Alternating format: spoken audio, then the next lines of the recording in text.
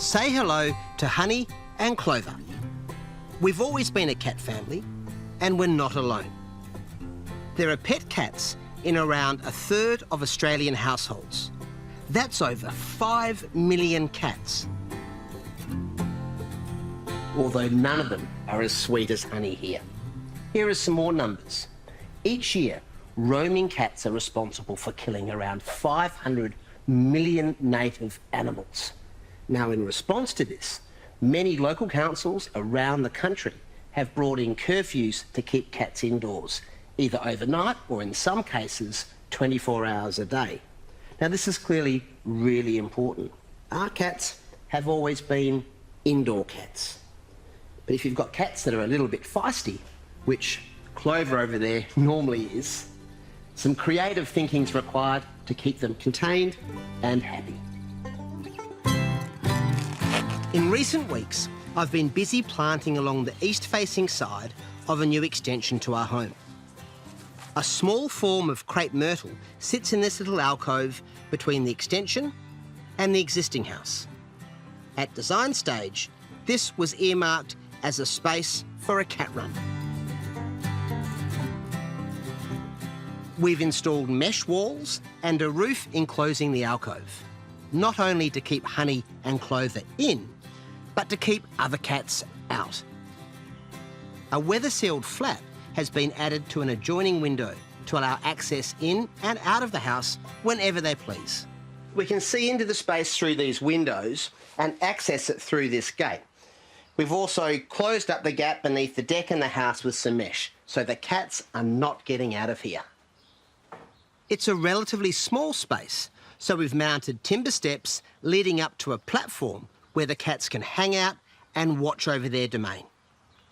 And these recycled brick plinths will retain warmth, making them a perfect spot for Honey and Clover to bask in the morning sun. There's one more structure to go in. Every cat needs a scratching post, and I've got a salvaged log that fits the bill. The timber for this platform and steppers is salvaged too. It came from the original pergola that was taken back to accommodate the extension. Now, this isn't the only thing that's going into the ground today. The final flourish has to be a cat-friendly garden. So I've chosen plants that are non-toxic, shade-tolerant, compact to suit this small space, and perhaps most importantly, have to be able to handle some cat play. I'm working in some compost and fertiliser to improve the sandy soil and get the plants off to a good start. And drip irrigation for watering during dry weather. I'm going with a couple of selections that will give the cats some strappy foliage to roam through. This is Lomandra longifolia Lime Tough. And for contrast, this one is Dianella Tas Red. Cats like a place to hide. Coria Dusky Bells will fill out this corner nicely and give Honey and Clover somewhere to disappear into. This is cat grass. Now, cats like to eat it because apparently it's good for their digestive system. And I've hung this just out from the platform so the cats will have to reach out to eat it. And I'll grow another container of cat grass, so when they've munched this, I can just swap them out. To finish off, I'm putting down some mulch, coarse pine bark mulch to cover the drip line and soil, and then a finer grade of pine bark, which will be a little easier on cat paws. And then everything gets a good watering in.